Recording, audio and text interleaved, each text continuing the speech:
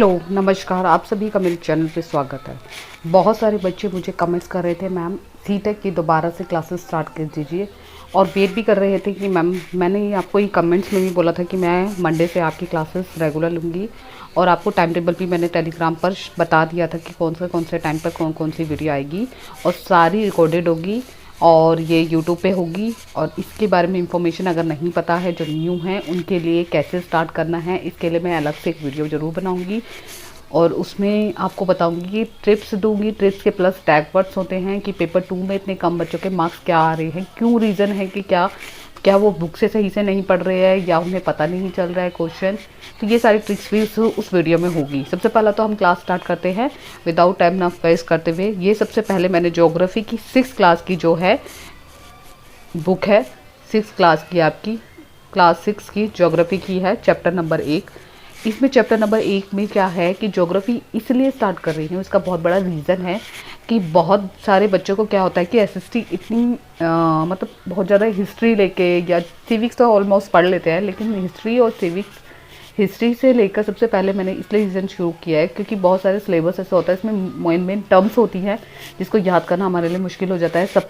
क्योंकि सपोज़ आपको कोई भी सब्जेक्ट पढ़ना है, सबसे पहले तो ये होता है कि आप इंटरेस्ट होना चाहिए। अगर उस सब्जेक्ट में आपका इंटरेस्ट नहीं होगा तो कोई भी सब्जेक्ट पढ़ना बहुत मुश्किल होता है। तो उसको पढ़ाने का तरीका भी होता है और किस तरीके से आपको पढ़ना चाहिए वो सब भी ध्यान में रखते हैं। तो सबसे पहले तो मैं यहाँ पे, अगर आप मेरे चैनल पर फर्स्ट टाइम देख रहे हैं तो चैनल को लाइक, शेयर और सब्सक्राइब कर देना। यह आपके लिए बहुत ही ज़्यादा इंफॉर्मेटिव वीडियो है, क्योंकि पेपर 2 में सीटेक एग्ज़ाम में बहुत ही कम मार्क्स आए हैं, बहुत ही कम रिजल्ट आया है। इसका रीज़न क्या है कि आपको खुद को ही पता होगा कि आपके कहाँ सब्जेक्ट में कमी रहेगी। तो मेन मोटिव ये होता है, अगर पेपर 2 में या तो आपका एसएसटी सब्जेक्ट हो जो 60 मार्क्स का होता है, उसमें पेडोलॉजी सेक्शन जो होता है उसमें बच्चे बहुत मार्क्स गेन नहीं कर पाते, उनको तरीका नहीं पता होता, तो उसके बारे में भी अलग से वीडियो बनेगी।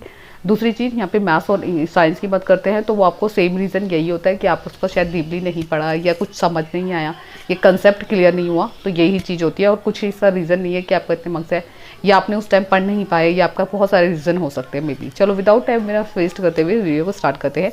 सबसे पहले क्या होता है कि सौरमंडल, पृथ्वी पता है, अर्थ में हमारे बहुत सारी चीज़ें आती हैं, हमारे सारे स्टार्स आते हैं, सन आता है, तो मतलब इसमें छोटी छोटी चीज़ों के बारे में आपको ध्यान में रखना है। और ऐसा नहीं है कि आप इसको रटोगे, आप इसको रटने से कुछ फ़ायदा नहीं होगा, आपको इसको धीरे धीरे स्लोली मैं अभी पढ़ा रही हूँ, तो आपको रिसेंटली आपको दोबारा वही चैप्टर 2 टाइम्स पढ़ना है। आपको डेली ऐसे ही करना है, और ऐसे ही करने से आपका रिजल्ट भी आप खुद देखोगे कितनी इंप्रूवमेंट है, आप क्वेश्चन कितनी इजीली सॉल्व कर पाओगे। क्योंकि इसका बहुत बड़ा रीज़न यही होता है कि बच्चे क्या करते हैं, पार्ट को वर्बली पढ़ लेते हैं, और जब वो क्वेश्चन करते हैं तो वो चीज़ याद नहीं रहती है। याद इन द सेंस प्रैक्टिस नहीं की हुई है, आपने पार्ट पढ़ लिया सी और आपने देखा ही नहीं कि कौन सी टर्म्स है। तो मेन पॉइंट्स में हाइलाइट करूँगी या रेखांकित कर लूँगी, तो आप उसको ध्यान से देखिए। सबसे पहले कि सूर्य अस्त के बाद, आपको भी पता है जब शाम को सूर्य अस्त होता है तो आकाश में देखना कितना अच्छा लगता है। बहुत सारे आपको 1 या 2 टिमटिमाते हुए तारे दिखाई देते हैं। बाद में इनकी संख्या धीरे धीरे, जैसे जैसे अर्थ जो है ढलता जाता है समय, वैसे वैसे इनकी संख्याएं तारों की बढ़ती जाती है। इसमें सिर्फ हेडलाइन पढ़ना है, आपको इसकी गणना नहीं कर सकते, मतलब तारों को हम गिन नहीं सकते, गणना गढ़ नहीं सकते। संपूर्ण आकाश छोटी छोटी चमकदार वस्तुओं से भर जाता है, मतलब छोटे छोटे सितारों से, और भी चीज़ें होती हैं, उल्का पिंड भी होते हैं, बहुत सारी चीज़ें होती हैं, उनसे पूरी तरह से भर जाता है।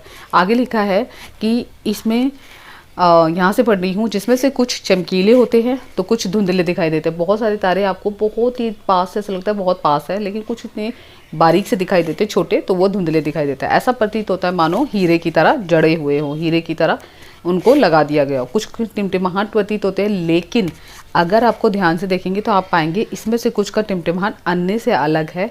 ये सभी किसी टिमटिमाहट के चंद्रमा के समान चमकते हैं, यानी चंद्रमा जिस प्रकार चमकता है उसी प्रकार ये तारे भी अपनी जगह पर चमकते हैं। अब यहाँ से इम्पॉर्टेंट टर्म है, इसको रेखांकित कर लेना, क्योंकि मैं यहाँ से निशान लगा रही हूँ। इन चमकीली वस्तुओं के साथ आप लगभग 15 दिन चंद्रमा को देख सकते हैं। देखिए, कहते हैं कि 15 दिन जब हमारी पूर्णिमा की अवस्था आती है तो उस समय जो हमें चाँद पूरी तरह से दिखाई देता है, और जब उसके अमावस्या के दिन आते हैं तो 15 दिन बाद वही चाँद हमें आधा दिखाई देता है। तो उसके बारे में ही यहाँ पे एक्सप्लेन किया जा रहा है कि चंद्रमा को भी देखते हैं और अलग अलग समय में अलग अलग आकार और आकार स्थितियों में दिखाया जाता है। वही 15 दिन बाद वो हाफ दिखता है, पूर्णिमा के दिन हमें पूर्व दिखता है, और अपूर्ण मतलब पूरा लगभग 1 महीने बाद देख सकते हैं। पूर्ण चंद्रमा वाली रात को हम पूर्णिमा कहते हैं, ये अंडरलाइन कर लेना, ये इंपॉर्टेंट है। उसके ठीक 3-15 दिन बाद इसे नहीं देख सकते। फिर नई चंद्रमा की रात्रि आती है जिसे अमावस्या होती है, जिसमें चांद हमें आधा दिखाई देता है। ये इंपॉर्टेंट टर्म थी, इसलिए मेरे को बताना, अंडरलाइन कर लीजिएगा। ऐसे रात में अगर आसमान साफ है तो आप चंद्रमा का यानी आसमान का अवलोकन मतलब ऑब्जर्वेशन आसानी से कर सकते हैं। क्या आपको इस तरह के आश्चर्य होता है, मतलब खुद को हम देखते हैं तो हमें आश्चर्य होता है? खुद सोचिए आप इस बारे में कि आप एक ऐसे टीचर है और आप इसको पढ़ रहे हैं, तो आप खुद सोचिए इसके बारे में कितना सोच सकते हो। हम दिन के समय चंद्रमा और इन छोटी चमकीलों को देख सकते हैं, ऐसा क्यों नहीं देख सकते? क्योंकि रोशनी होती है, सूर्य का प्रकाश इतना तेज होता है। सूर्य के प्रकाश के कारण हमें आसपास की जो चीज़ें होती हैं वो हमें सडनली नहीं दिखाई देती, इस वजह से हमें वो दिखाता है। फिर रात के समय सूर्य ढल जाता है, पूर्णिमा आ जाती है, चंद्रमा आ जाता है, जिसके समय हमें चारों तरफ चंद्रमा की रोशनी इतनी तेज नहीं होती, जिसमें तारे टिमटिमाते हुए दिखाई देते हैं। आगे जो मेन इंपॉर्टेंट टर्म्स है उसको ध्यान में रखिए, क्योंकि सूर्य से कह रहे हैं, क्योंकि सूर्य के अत्यधिक तेज प्रकाश के कारण रात के समय चमकने वाली वस्तुओं को हम नहीं देख पाते। तो वही मैंने आपको रीज़न बताया कि सूर्य का प्रकाश इतनी तेज होता है कि हमें इसके आसपास की वस्तु भी नहीं दिखाई देती। अगर आप खुद आंखों से देखते हो, मॉर्निंग में भी आपको भी खुद ही पता है, इमेजिन कीजिए हम सूर्य को बाएं आंख से नहीं, मतलब सीधी आंख से नहीं देख पाते, क्योंकि उनकी रोशनी इतनी तेज होती है कि हमारे फ्लैक्शन होती है, आंखों पे बिल्कुल भी नहीं देखते हैं और पानी आ जाता है तुरंत। तो इस चीज़ का ध्यान में रखिए। सबसे पहला मोस्ट इंपॉर्टेंट टर्म जो मैं बताती जा रही हूँ, आप इसको रेखांकित कर लेना अपनी बुक में, ठीक है। मोस्ट इंपॉर्टेंट है सूर्य चंद्रमा, वे सभी वस्तुएं जो रात के समय आसमान में चमकती है वे खगोलीय पिंड कहलाती है। खगोलीय पिंड में सारी चीज़ें आ जाती है, इसमें सूर्य चंद्रमा और वे सभी वस्तुएं, जैसे उल्का पिंड हो गया, क्षुद्र हो गया, इसके अलावा हमारे तारे हो गए, ग्रह हो गए, तो ये सारी चीज़ों की बात की चाहिए। कुछ आप इनके बारे में क्या रीज़न दे रखे हैं इन्होंने, ध्यान से देखिए कि कुछ खगोलीय पिंड बड़े आकार के होते हैं और गर्म होते हैं, ठीक है, इस चीज़ को ध्यान रखना। ये गैसों से बने होते हैं, इनके पास अपनी ऊष्मा और प्रकाश होता है, जिससे वे बड़ी मात्रा में उत्सर्जित करते हैं। इसका कहने का अभिप्राय है कि उनका पिंड अपनी आकार में कुछ बड़े होते हैं, सूर्य कुछ बड़ा होगा, चंद्रमा कुछ होंगे, तारे छोटे होंगे, लेकिन सूर्य में जो जिनके पास अपनी ऊष्मा आकार बड़े होंगे वो गर्म होते हैं। ये गैसों से बने हुए होते हैं, इनके पास अपनी ऊष्मा और प्रकाश होता है, ठीक है, जिन्हें वे बड़ी मात्रा में उत्सर्जित करते हैं। मतलब उसे ऑब्जर्व कर लेते हैं कि किस तरीके से हमें, अगर सूर्य के पास इतनी रोशनी है तो उसमें इतना सहन शक्ति है कि दूसरों को भी रोशनी दे रहा है। तो इस खगोलीय पिंड को हम क्या कहते हैं, तारे कहते हैं, और सूर्य भी एक तारा ही होता है। तो इसकी जो फॉर्मेशन है ये यहाँ से लेकर यहाँ तक आप नोट डाउन कर लीजिए, ठीक है। मेन आगे देखते हैं आगे चैप्टर में क्या कह रहे हैं। देखिए आगे थोड़ा थोड़ा पढ़ेंगे ताकि आपको इजीली एक चैप्टर पढ़ेंगे, आपको इजीली ठीक तरीके से मैं समझाने की कोशिश करूँगी। इसमें कुछ भी नहीं है। सबसे पहला आपको बुलाया चंद्रमा की बात बताई, जहाँ पे पूर्णिमा और चंद्रमा की मैं लास्ट में आपको सिवारा रिवाइज कर दूंगी। आपको देखो कितनी इजीली आपको रिवाइज होता जाएगा। चैप्टर में कुछ आपको रीडिंग कर रही हूँ मैं। रात के समय इन्होंने कहा है, क्या बोला है, रात के समय चमकते हुए अनगिनत तारे सूर्य के समान ही होते हैं। मतलब सूर्य दिखता है तो उसमें सूर्य के समान ही तारों को नाम दिया गया, तो तारे सूर्य के समान ही माने जाते हैं, लेकिन हमसे बहुत अधिक दूर होने के कारण हम इनकी ऊष्मा और प्रकाश को महसूस नहीं करते, अत्यंत छोटे दिखाई पड़ते हैं। आपने रात के समय तारों को देखा होगा, बहुत दूर से हमें दिखाई देते, कुछ तारे दिखे जाते हैं जो सबसे ज़्यादा चमकते होते हैं, और वो तारा क्या होता है, ध्रुव तारा होता है। इसका रीज़न भी मैं आपको बताऊंगी। आगे कह रहे हैं, आगे देखिए, आपने अवश्य ही ध्यान दिया होगा कि कुछ दूरी से देखने पर सभी वस्तुएं छोटी दिखाई देती है। छोटी दिखाई देने का मतलब हमें बहुत दूरी से दिखाते हैं। तो कोई चीज़, आपने एरोप्लेन में बैठे होंगे, एग्जांपल दे रही हूँ कि एरोप्लेन में नीचे देखते हैं तो हमें वस्तुएं बहुत छोटी छोटी दिखती है, ऐसा लगता है वो कोई कीड़े वकोड़े हो या कोई जानवर हो जो छोटा सा दिखाई देता है, ठीक है। अब आगे देखिए, वो कह रहे हैं कि रात्रि के समय, अब यहाँ पे हैंड आउट कर लीजिए, ये मेन पॉइंट है इसमें जो मोस्ट इंपॉर्टेंट है। रात्रि के समय आसमान में देखते समय तारों के विभिन्न समूह, यानी कि रात के समय में, रात्रि मतलब रात के समय में बहुत सारे तारे देखे होंगे, तारों के समूह देखते हैं हम इकट्ठे। तो इन्हीं, जब तारे कोई आकृति बनाते हैं, तारे आकृति बनाते हैं तो इसे नक्षत्र मंडल कहते हैं। नक्षत्र मतलब आंखों से देखा हुआ मंडल जो होता है, एक मंडल है। अब इसको क्या कहते हैं, अर्सा मेजर या बिग बेयर, इसी का ही एक नक्षत्र मंडल है। इनका नाम दे दिया, अर्सा मेजर और बिग बेयर, दोनों का एक नाम है, दोनों में से कोई भी नाम आता है तो वो नक्षत्र मंडल ही कहलाएंगे।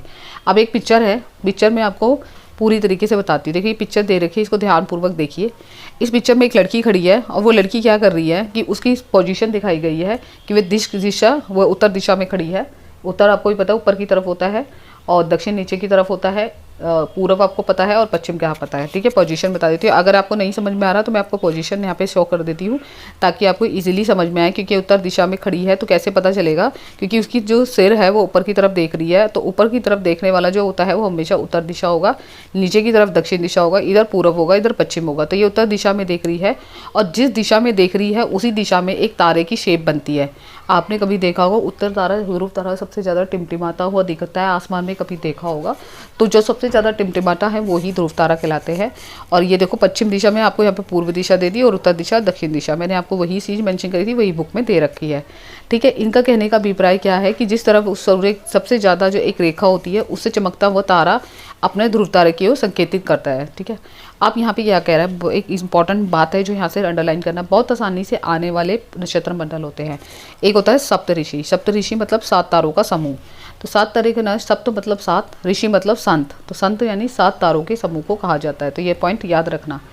अब इसमें कह रहे हैं कि नक्षत्र मंडल और अर्सा मेघर का ही भाग है, भाग मतलब हिस्सा है, तो हिस्सा है तो इसका बहुत बड़ा भाग हिस्सा है, तो नक्षत्र मंडल बहुत बड़ा ही होगा। विभिन्न व्यक्तियों ने कहा है कि आसमान में बहुत अधिक तारे भी होते हैं, ग्रह भी, और नक्षत्र मंडल को दिखाए हैं, ठीक है। आगे एक इंपॉर्टेंट टर्म दे रखी है, प्राचीन समय में क्या होता था कि लोग रात्रि में दिशा का निर्धारण करते थे, जिससे उनसे पता चलता था कि समय को हम कैसे देखा जा सकता है, तारों के आधार पर वह सहायता करते थे, यानी तारों की सहायता लेते थे। इसमें यही पॉइंट बोला गया है, तारों की सहायता लेते थे। उत्तरी तारा उत्तर दिशा को बताता था, दक्षिणी तारा दक्षिणी ध्रुव, पूर्वी तारा पूर्वी तरफ, पश्चिम तारा पश्चिमी की तरफ। इसको हम ध्रुव तारा भी कहा जाता है, जो मैं अभी आपको समझा रही थी। इसमें कहा गया है कि यह आसमान में हमेशा एक ही स्थान पर रहता है। हम सप्तऋषि की सहायता से ध्रुव तारे की स्थिति को जान सकते हैं, यानी सप्तऋषि एक कोई ये बोल सकते हैं हम एक 7 तारों को समूह को जानने के लिए एंगल से पता करते हैं, जो आपको मैंने पिक्चर्स में दिखाया था। ऊपर देखो एक पर्टिकुलर एंगल होता है जिसमें सप्तऋषि की मात्रा यानी 7 तारों का समूह होता है। देखो 4 ये हो गए और 3 ये हो गए, 7 हो गए। 7 जिस रोर की छेद में जाएगा वही हमारा ध्रुव तारा होगा। तो इसीलिए कहा है कि सप्तऋषि में 7 तारों के समूह से हम ध्रुव तारे को पहचान सकते हैं। तो यही बात उन्होंने भी कही है। आगे कह रहे हैं सप्तऋषि की सहायता से ध्रुव तारा की स्थिति को जान सकते हैं। चित्र 1 पॉइंट में देखिए, जो मैंने आपको भी समझाया था डिटेल में। यदि सप्तऋषि मंडल, अब आगे क्या कह रहे हैं, सप्तऋषि मंडल संकेतक तारों को आपस में मिलाते हैं तो एक काल्पनिक रेखा खींची जाए तो सीधा ध्रुव तारे की ओर इंगित करेगा, यानी ध्रुव तारे के बारे में बताएगा। वही मैंने आपको बताया। अब इसमें क्या कह रहे हैं, इंपॉर्टेंट टर्म देखिए, कुछ खगोलीय पिंड में अपनी ऊष्मा और प्रकाश नहीं होते, सूर्य के प्रकाश से प्रकाशित होते हैं। देखो तारों मतलब सूर्य को बोला गया है, तो सूर्य के प्रकाश से प्रकाशित होते हैं, ठीक है, वही बात है। और ऐसे पिंड ग्रह भी कहलाते हैं। ग्रह जिसे हम अंग्रेजी में प्लेनेट कहते हैं और ग्रीक भाषा के प्लेटाइन शब्द से बना है। ये इंपॉर्टेंट टर्म है, इसको ध्यान रखना। परिभ्रमक मतलब आपके चारों ओर घूमने वाला, चारों ओर घूमने वाला। इसमें क्या होता है, पृथ्वी जिस पर हम रहते हैं वह ग्रह है। यह ग्रह अपनी ऊष्मा और प्रकाश सूर्य से प्राप्त करता है। इसके बारे में और क्या बताया गया है देखिए।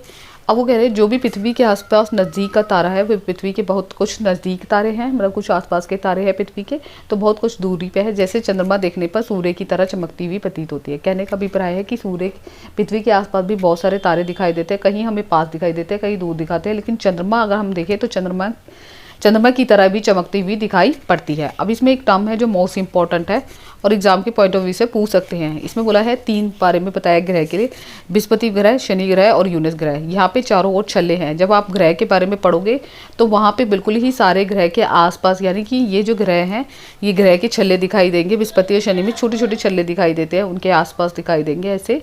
और ये छल्ले विभिन्न पदार्थों के असंख्य छोटे छोटे पिंड मतलब पत्थरों के टुकड़ों से बने हुए, इनकी पट्टियाँ बनी हुई है। पृथ्वी से इन छल्लों को शक्तिशाली दूरबीन की सहायता से हमें दिख सकता है। 3 जगह का बताया, बृहस्पति, शनि और यूरेनस। ये तीनों नाम याद रखना है क्योंकि इंपॉर्टेंट है एग्जाम के पॉइंट ऑफ व्यू से। इतना आपको समझ में आ गया होगा। आगे टर्म्स देखते हैं जो मोस्ट इंपॉर्टेंट है। सबसे पहले तो यहाँ पे आपको यहाँ पे टर्न करके दिखा देती हूँ क्योंकि ये टर्न ऑलरेडी पेज वैसा ही है। यहाँ पे कहा गया है सबसे पहले जो है आपको मेंशन कर रखा है कि सूर्य, यहाँ पे सूर्य है। सूर्य से सबसे नज़दीक का जो ग्रह माना जाता है वो बुध ग्रह माना जाता है।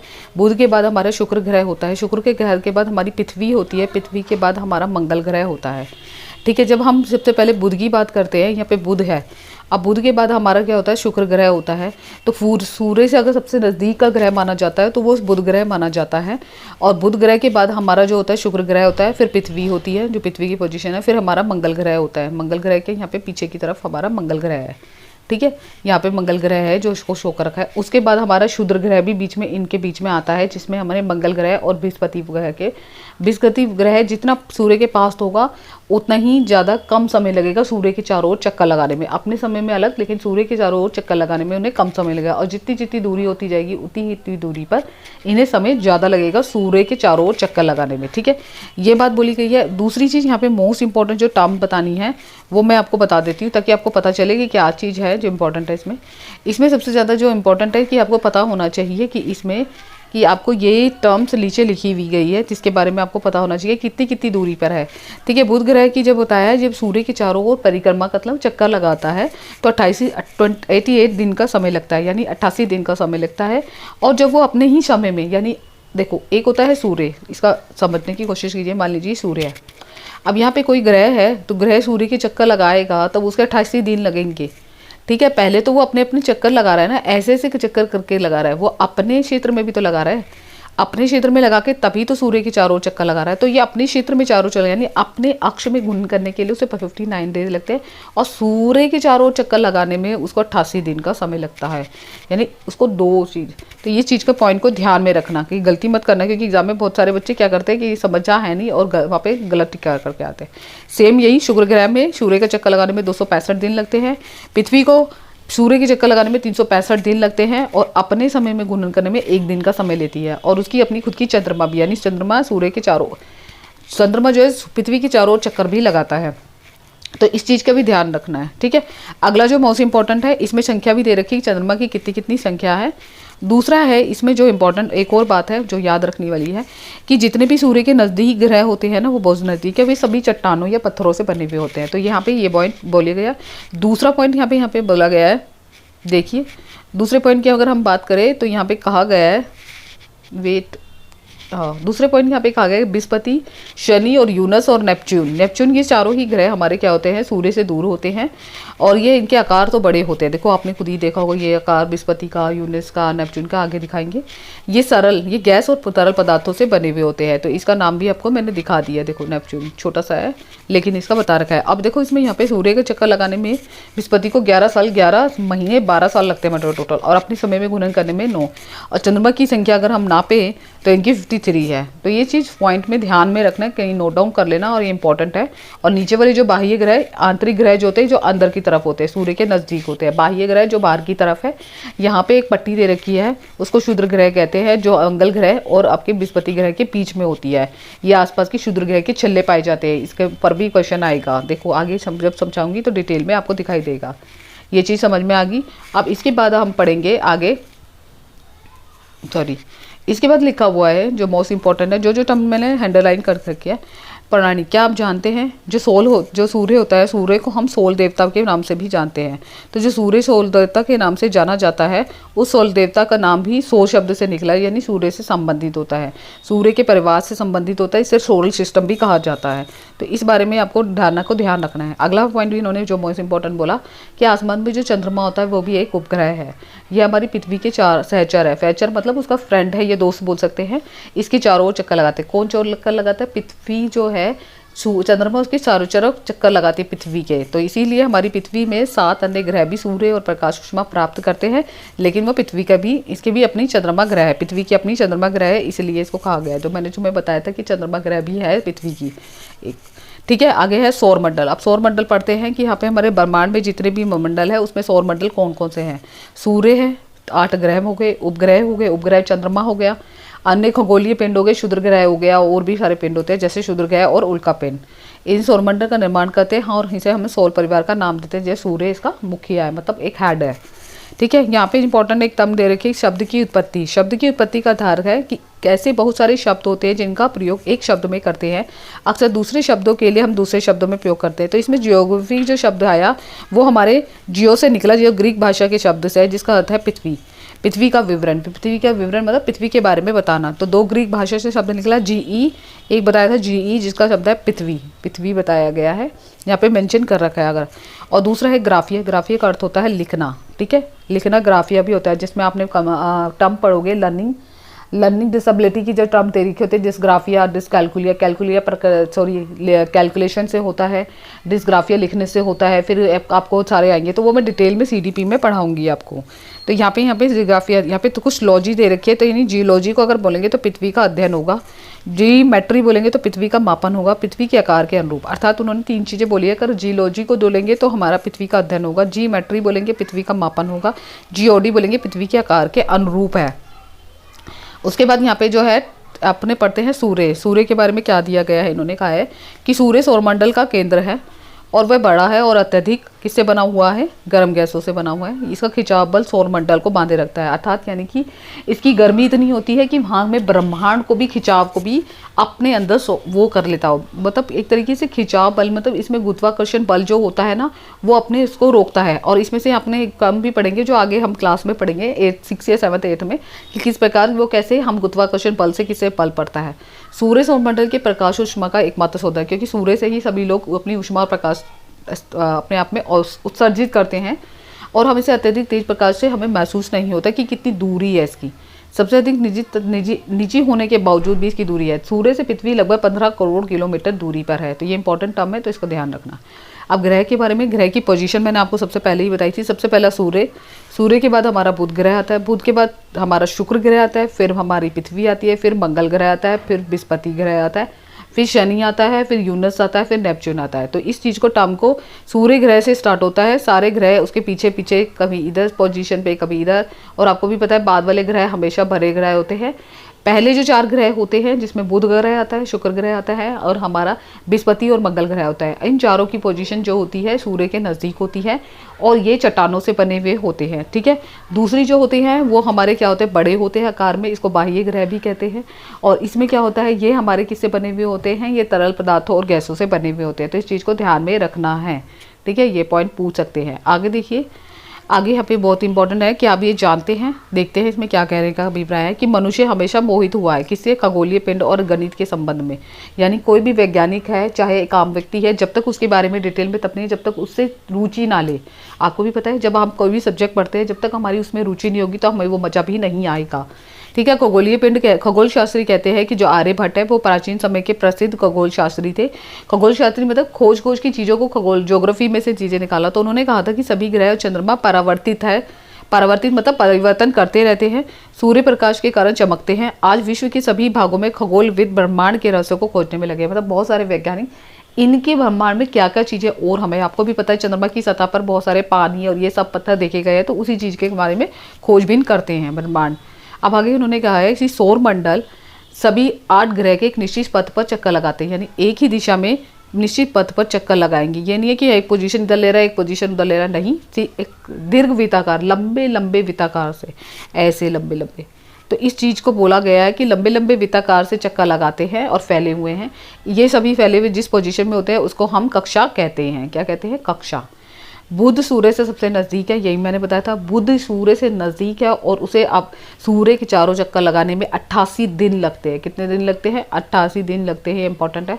शुक्र पृथ्वी का ही जुड़वा भाग में रहता है, क्योंकि वो पृथ्वी की तरह ही दिखाई देता है आकार और आकृति में, इसीलिए उसको उसके समान माना गया है। अभी प्लूटो ने एक ग्रह माना गया था। अंतरिक्ष खगोलीय संगठन अपनी बैठक 2006 में उन्होंने कहा था कि अगस्त 2006 में निर्णय लिया गया कि कुछ समय खगोलीय पिंड में जो कुछ थे ग्रह थे वो उनसे अलग होकर उनको बौने ग्रह कहा जाने लगा। ठीक है, आगे देखिए पृथ्वी। अब पृथ्वी के बारे में जो इम्पोर्टेंट है वो बताते जाते हैं। सबसे पहले कहा है कि सूर्य के बारे में बात करें तो सूर्य से सबसे नज़दीक का हिस्सा जो होता है वो पृथ्वी होता है। आकार में 5वां ग्रह माना जाता है। कितना माना जाता है? 5वां। जो 5वें पे जो है ये ध्रुवों के पास अगर हम पृथ्वी को बनाएं तो पृथ्वी ध्रुवों के पास थोड़ी सी हल्की सी चपटी हुई दिखाई देती है। ये मेरे से शेप नहीं बनी क्योंकि मैं हाथ से बना रही हूँ, तो चपटी हुई दिखाई देती है। तो ये चपटी हुई छेद होती है, ये ध्रुव होते हैं। ठीक है, ये पोजीशन ध्रुव होती है। यहाँ पर एक रेखा खींची जाती है, आपको भी पता है विषुवत रेखा होती है, और इसी रेखा में जब ऊपर पार्टीशन होता है वो उत्तरी दक्षांत कहते हैं और निचले पार्टवे को उत्तरी उत्तरांश कहते हैं और नीचे हिस्से को दक्षिणी अक्षांश कहते हैं। फिर इस वाले हिस्से को जब हम इसको पार्टीशन करते हैं तो इसको आपको भी पता है देशांतर रेखाएं जो हम पार्टीशन करते हैं। उसके बाद ये जो हिस्सा होता है ये हमारा पूर्वी अक्षांश होता है, और इधर हो जाएगा जो पूर्वी बोलते हैं, पूर्वी अक्षांश बोल सकते हैं, और ये बोलते हैं पश्चिमी अक्षांश। तो यह पार्टीशन हम आगे पढ़ेंगे एक एक चैप्टर करके। अभी जो मेन है वो चीज़ समझ लीजिए। आगे क्या कह रहे हैं, इसी आकार के कारण भूआब कहा जाता है। भूआब का अर्थ है पृथ्वी के समान का आकार, ठीक है। आगे है, जीवन के अनुकूल परिस्थितियाँ संभव है केवल पृथ्वी पर पाई जाने वाली। पृथ्वी ना तो गर्म होती है और ना ही अधिक ठंडी होती है। पानी एवं उपस्थित होते हैं जो हमारे जीवन के आवश्यक तत्व हैं। जीवन के लिए आवश्यक गैसों की आवश्यकता है जहाँ पृथ्वी पर मौजूद है। ऑक्सीजन जो मोस्ट इंपॉर्टेंट है हम लोगों के लिए। सौरमंडल का सबसे अद्भुत ग्रह माना जाता है। अंतरिक्ष में देखने पे पृथ्वी नीले रंग की होती है क्योंकि इसमें कुछ 1/3% पानी से भरा हुआ होता है, या 2/3% जो होता है वो आपका पानी होता है, पानी से ढकी होती है, इसलिए इसको नीला ग्रह भी कहा जाता है। आगे इसमें एक टर्म जो रखे कि आप जानते हैं कि प्रकाश की गति लगभग 3 लाख किलोमीटर प्रति सेकंड की गति से बावजूद सूर्य के प्रकाश को पहुंचने में 8 मिनट का समय लगता है। कितने मिनट का? 8 मिनट का समय लगता है। तो इसी प्रकार से उन्होंने आगे कहा है कि अंतरिक्ष में देखने से पृथ्वी नीले रंग की दिखाई देती है और इसे 2/3 सतह पर पानी से ढके इसे नीला ग्रह भी कहा जाता है। दूसरा है चंद्रमा। चंद्रमा हमारे पृथ्वी के, जो हम पृथ्वी है, पृथ्वी के चारों ओर चंद्रमा चक्कर लगाता है, तो उसके आसपास का केवल एक उपग्रह है चंद्रमा। इसका व्यास पृथ्वी के व्यास का केवल 1/4 है, यानी पृथ्वी है, पृथ्वी के सिर्फ 1/4 हिस्सा ही इसके बराबर है। यह इतना बड़ा प्रतीत होता है क्योंकि यह हमारे ग्रह से अन्य ग्रहों की पिंड की अपेक्षा नज़दीक है। यह सबसे अधिक लगभग 3,84,400 किलोमीटर दूर पर है। आप सभी पृथ्वी से सूर्य और चंद्रमा की दूरी को जान सकते हैं या चुन सकते हैं, ठीक है। अब इसमें एक मॉडर्न दिया है जो मोस्ट रोचक है, इसमें पूछ सकते हैं, कभी पूछा नहीं है, रेयरली होता है कि ऐसे डायरेक्ट क्वेश्चन पूछ ले, लेकिन पूछ भी सकते हैं, लेकिन आपको पता होना चाहिए। नील आर्मस्ट्रॉन्ग सबसे पहले व्यक्ति थे जो 2 जुलाई 1969 को सबसे पहले चंद्रमा की सतह पर कदम रखा था। आगे क्या कह रहे हैं पृथ्वी के बारे में, ये इंपॉर्टेंट टर्म है, इसमें से हर बार क्वेश्चन पूछा जाता है। उपग्रह मानव निर्मित। उपग्रह खगोलीय पिंड होते हैं, ग्रह की उसी प्रकार चक्कर लगाते हैं जिस प्रकार पृथ्वी ग्रह सूर्य के चारों ओर चक्कर लगाते हैं। यानी एक सूर्य है, सूर्य के चक्कर कौन लगाता है? ग्रह लगाते हैं। लेकिन जो उपग्रह होते हैं वो कह रहे हैं वो भी चक्कर लगाते हैं। किसके चक्कर लगाते हैं? इन ग्रहों के भी चक्कर लगाते हैं। जैसे पृथ्वी है, पृथ्वी भी एक ग्रह है, तो ये उपग्रह किसके लगाता है? उपग्रह क्या है? चंद्रमा। तो चंद्रमा किसके चक्कर लगाता है? पृथ्वी के। तो पृथ्वी के लिए इसलिए इन्होंने ये बात कही है। मानव निर्मित माने खुद से बनाया कृत्रिम पिंड होता है जो मानव द्वारा बनाया गया था। इसकी पिक्चर भी दिखाई गई है। ये ब्रह्मांड का प्रयोग के बारे में जानकारी प्राप्त करने और पृथ्वी पर संचार माध्यम के लिए किया जाता है। इसे रॉकेट के द्वारा अंतरिक्ष में भेजा जाता है, पृथ्वी की सतह पर स्थापित कर दिया जाता है। अंतरिक्ष में जो कुछ नाम दिया गया है इन भारतीय उसमें से है सबसे पहला इनसेट, IRS और एडुसेट। ये इंपॉर्टेंट है और ये एग्जाम के पॉइंट ऑफ व्यू से पूछ लेते हैं। देखो यहाँ पे देखो रॉकेट पर परीक्षण हो रहा है, किस प्रकार पृथ्वी की सतह से नीचे ग्राउंड से छोड़ा गया और छोटे छोटे उपग्रह की कक्षा में प्रवेश कर दिया। तो ये चीज़ आपको ध्यान में रखोगे तो ये पिक्चर्स के थ्रू आपको याद रहेगा बातें।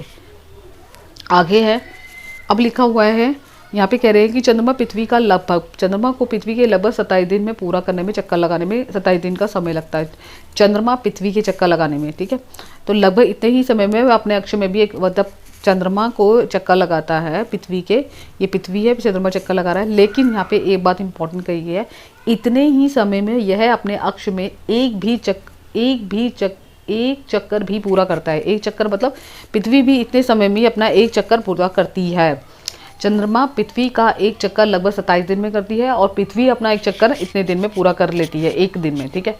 लगभग पृथ्वी और समान, एक समान, ये पॉइंट इंपॉर्टेंट है, ये टर्म्स इंपॉर्टेंट है क्योंकि ये एग्जाम में पूछी जाती है। इसलिए चंद्रमा का एक भाग दिखाई कब पड़ता है, ये क्वेश्चन पूछा जाता है 1000 बार। स्टेटमेंट में भी दे सकते हैं, क्वेश्चन जरूरी नहीं है जो आपको डायरेक्ट पूछ ले, ठीक है। अगला है चंद्रमा की परिस्थिति में अनुकूल नहीं है क्योंकि वहाँ पे पर्वत है, गड्ढे है, मैदान है, छाया बनती है। चंद्रमा के समय में छाया को देखा जा सकता है। अब है क्षुद्र ग्रह। क्षुद्र ग्रह का मतलब होता है पत्थरों के छोटे छोटे पिंड होते हैं जो तारों, ग्रह और ग्रह के अंतरिक्ष संख्या पिंड होते हैं जो सूर्य के चारों ओर चक्कर लगाते हैं। इसे क्षुद्र ग्रह कहते हैं। ये मैंने अभी आपको स्टार्टिंग में बनाया था, क्षुद्र ग्रह की पिक्चर दिखाई थी जो मंगल ग्रह और बृहस्पति ग्रह के बीच की कक्षाओं में पाए जाते हैं। वैज्ञानिकों द्वारा कह जाने का मतलब है कि ग्रह के कुछ भाग थे जो बहुत अधिक विस्फोटक के बाद ये टूट के अलग हो गए हैं। उल्का पिंड क्या होते हैं? उल्का पिंड छोटे छोटे तारों के समूह होते हैं, चक्कर पत्थरों के छोटे छोटे कण होते हैं जिनको उल्का पिंड कहते हैं और सूर्य के चारों ओर ये बोलते हैं। कभी कभी ये पिंड में इतनी नज़दीक आ जाते हैं कि इनकी प्रवृत्ति नीचे गिरने की होती है। इसके दौरान वायु जो होती है, हवा जो होती है, वो घर्षण के कारण ये गर्म हो जाते हैं और जल जाते हैं। जल जाने के कारण इसमें चमकदार प्रकाश निकलता है। कभी कभी उल्का पिंड बिना जले ही धरती पर गिरे हुए मिलते हैं। धरातल माने धरती पर गड्ढे बन जाते हैं। आगे कहने का अभिप्राय है क्या आपने तारों और विभिन्न खुले आसमान में एक प्रकार से दूसरी जगह पर फैली सफ़ेद चद्दर देखा है? उसने कहा हाँ, ये तारों का समूह क्या कहलाता है? आकाश गंगा। ये बहुत छोटे छोटे आकाश गंगाएं होती हैं। इस आकाश सौरमंडल का ही आकाश गंगा का भाग है। प्राचीन भारत में कल्पना आकाश में बहती नदी से की गई है। इस प्रकार इन तारों को हम आकाश गंगा या आकाश गंगा के तारों, बादलों और ग्रह की एक प्रणाली है। इस प्रकार के लाखों आकाश गंगाएं मिलकर ब्रह्मांड का निर्माण करती है। किसका निर्माण करती है? ब्रह्मांड का निर्माण करती है। ब्रह्मांड की विशालता कल्पना अत्यधिक कठिन है। वैज्ञानिक अभी भी इसकी खारे में अधिक से अधिक खोजना, जैसे जैसे जानकारी मिलती है वैसे ऐड करते जाते हैं। देखिए इस चैप्टर में मोस्ट आपको मेन पॉइंट्स मैंने आपको डिटेल में बता देती हूँ दोबारा से अगेन। देखिए सबसे पहले तो सबसे पहले यहाँ पे सौरमंडल के बारे में। सौरमंडल में पृथ्वी में क्या है? पूर्णिमा और अखंडमा बनाया कि पूर्णिमा किस प्रकार होता है कि 1 महीने बाद अमावस्या के दिन आती है। पूर्णिमा के दिन हमारा चंद्रमा जो होता है वो पूरा होता है, अमावस्या में हाफ दिखाई देता है। खगोलीय पिंड होते हैं जिसमें सूर्य, चंद्रमा और अन्य पिंड जो होते हैं वो हमारे खगोलीय पिंड कहते हैं। खगोलीय पिंड बड़े आकार के होते हैं, गर्म होते हैं और इनकी अपनी ऊष्मा और प्रकाश होता है। फिर तारे, तूरे भी एक तारा है, तो तारे के बारे में बताया, ध्रुव तारे के बारे में बताया। अर्सा मेजर जो होता है बिग बेयर का हिस्सा होता है। इसे सप्तऋषि होते हैं। सप्तऋषि मतलब 7 ऋषि, 7 ऋषियों का समूह यानी तारों का समूह, जहाँ पे एक रेखा, काल्पनिक रेखा इंगित की जाती है जो उत्तर दिशा में देगा, उत्तर दिशा दिशाएगी। और पहले लोग समय में, प्राचीन समय में कहा जाता था कि एक धारणा होती थी कि रात्रि के समय जो दिशा निर्धारण करना हो तो उसको हम बता देते थे, समय बताते थे, उसको ध्रुव तारा भी कहा जाता था। छोटे छोटे पिंड दिखाई दी गए जिसमें बृहस्पति, शनि और नेपच्यून जो यूनिस जगह बताई गई है। खगोलीय पिंड के अलावा इसमें यहाँ पे बताया गया है कि ग्रह क्या होते हैं। ग्रह के एक होते हैं जिनकी अपनी ऊष्मा प्रकाश नहीं होती, सूर्य के प्रकाश से प्रकाशित होते हैं। इसको हम ग्रीक भाषा में प्लेटाइन, अंग्रेजी में प्लेटाइन और ग्रीक भाषा में हम प्लेटाइन कहते हैं। ये परिभ्रमक यानी कि चारों ओर घूमने वाला। जिस प्रकार पृथ्वी होती है, पृथ्वी का क्या होता है? पृथ्वी के अपने घूमने में क्या करती है? कोई एक ग्रह ही है जो सूर्य के प्रकाश और ऊष्मा से प्रकाशित होती है। उसके बाद चंद्रमा जो है वो पृथ्वी के ही चारों ओर चक्कर लगाता है। तो इसके बारे में बताया। फिर ग्रह बताया कि कौन कौन से ग्रह होते हैं।